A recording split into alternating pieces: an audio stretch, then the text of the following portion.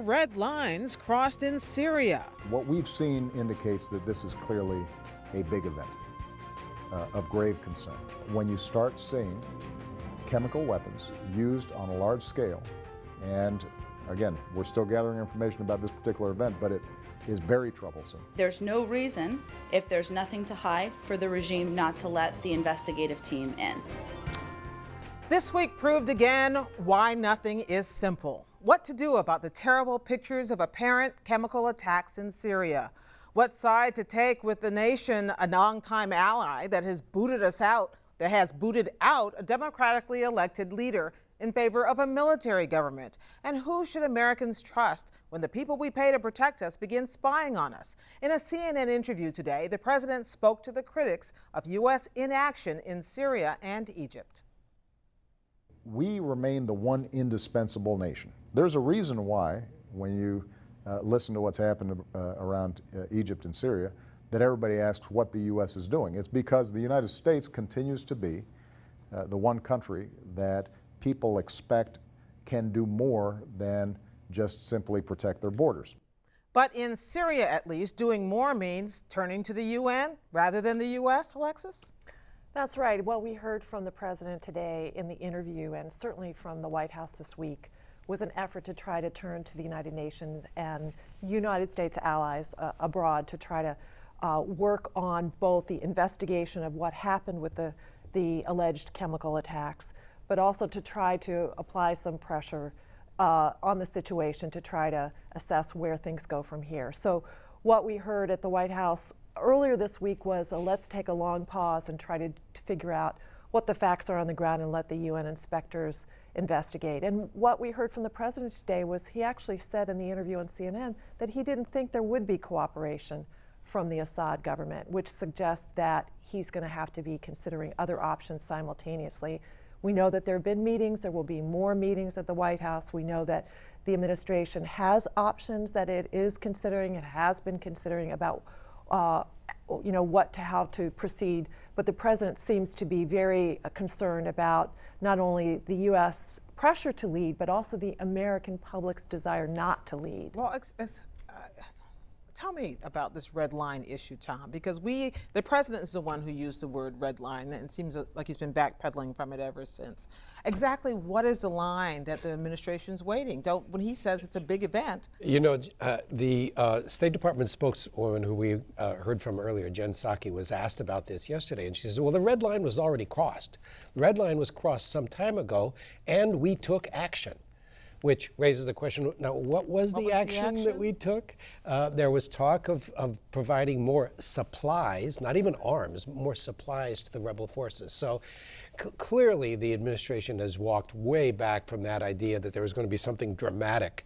What President Obama originally said was that would change the whole calculus of what we do. But what he said today is that without a legal mandate to go into Syria, it would be very hard to do it. If he's going to use that as the criterion for an intervention in Syria, it's never going to happen. So if a legal mandate, we assume, is the United Nations. That's what he's talking about. What are we talking about? A resolution? Are we talking about a joint action? I don't quite.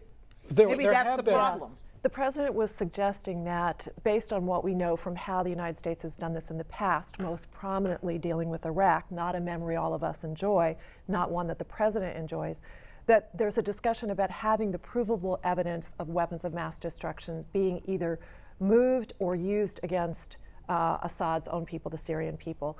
With that evidence, with some sort of independent verification of that, then the president is suggesting that provides the basis to go to the UN to seek a joint effort to try to force Assad to do something. Now, as Tom suggests, that is a very long process, and what we've learned is if the president wanted to use some interim military options, you would think about removing the UN inspectors who are already on the ground trying to get access to what is considered a battlefield. You would want to remove those folks, so then you would be undercutting your effort to get that independent evidence. One of the things the president said today was that the idea that the U.S. can just sail to the rescue is overstated. Is he right about that? Well, I think that I mean, when you consider that he has already definitively ruled out boots on the ground, even if you did have some kind of mandate or legal foundation to do something, you're talking about cruise missile strikes, you're talking about, air raids. That's not going to do it. So the United States is just not really in a position, particularly if you think about the reluctance of the military, to make a major difference on the ground in terms of the outcome of this conflict. Let me read to you a tweet that Ambassador Rice, who's now the National Security Advisor, Right. Susan Rice, sent out this afternoon. She texted it or whatever someone did for her. What is Assad hiding? Talking about Bashar al-Assad, the president of Syria. The world demands an independent investigation of Wednesday's apparent CW, chemical weapon attack, immediately. That's pretty tough language. So is that what we were reduced to? The National Security Advisor tweeting our displeasure? The one sort of promising development is that Russia is now sort of endorsing this call for the UN investigators to actually have access to those chemical weapon attack sites, and they are putting some pressure on the Syrian government. So clearly the administration is hoping that tough talk like this, with a little bit of help from Russia, might actually move that investigation a little bit. There was tough talk also from the new UN ambassador, Samantha Power. Samantha Power, there's obviously talk from the UN Secretary General.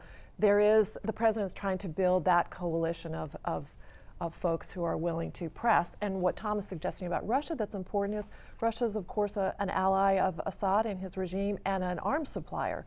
So remember this relationship that the United States has put sort of on ice for a while with Russia, and to be able to enjoin Russia to join this effort might be profitable in some ways that we don't yet know.